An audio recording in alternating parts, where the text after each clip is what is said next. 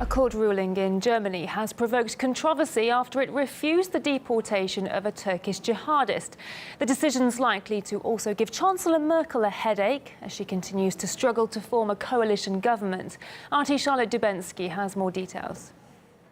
Well, Germany's top court has ruled on Wednesday that a person cannot be deported back to their country of origin if they face torture or inhumane treatment in that country. Now, the Turkish court has said that Germany would need to have appropriate assurances that neither of those would take place if a person was deported to that country. Now, this case has been highlighted because of a court case brought by a German-born Turk who was convicted back in 2015 of supporting terrorism. The man, who's 30 years old, had travelled to Syria and had supported a terrorist organisation in the country, including giving funds to that terrorist organisation. Now, he received a 3.5-year sentence for doing so here in Germany. But in 2016, he was threatened with deportation back to Turkey, and he decided to appeal that threat and take it to the court system here in this country.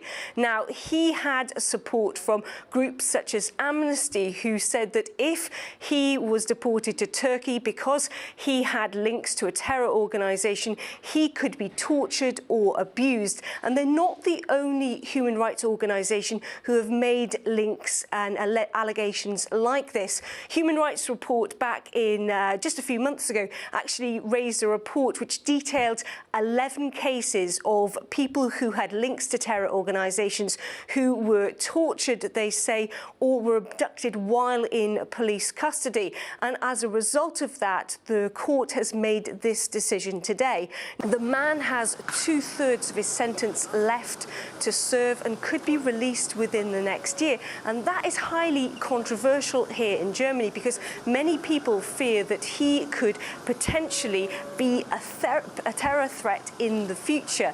He could actually be somebody who then goes on to actually radicalise other people to carry out potential terror attacks here in Germany.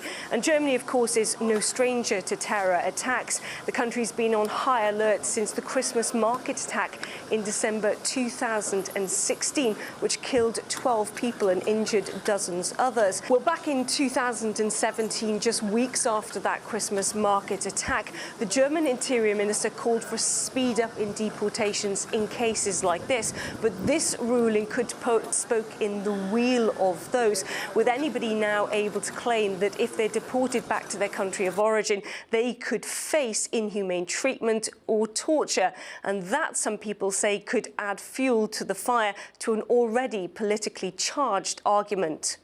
This thing is a fuel on the fire of anyone, and it's not only the AfD, but it's those in the Christian Social Union and also in the Christian Democrats who want to have criminals deported. The new ruling of the Federal Constitutional Court will not be received with great pleasure by the public at large.